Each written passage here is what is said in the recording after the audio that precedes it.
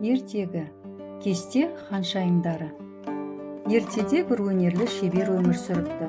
Оның қолынан шыққан әрбір кесте өрнегі күннің шуағындай жарқырап, жүрекке қуаныш сыйлапты. Шебердің жаны жайсаң, жүрегі мейірімге толы екен. Бір күні шеберге 8 сүйкімді қыз шәкірт болып келеді.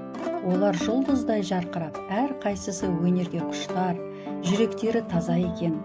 Қыздарым, кесте өнері тек ине мен жіптің ойыны емес, бұл шыдамдылықтың, әдеміліктің, жүректің тілі депті шебер. Сөйтіп шәкірттеріне түрлі өрнектерді үйретеді. Қыздардың бірі гүл өрнегін тігеді, екіншісі жұлдыз өрнегін, үшіншісі құстың бейнесін, ал төртіншісі қошқар мүйіз өрнегін тігеді.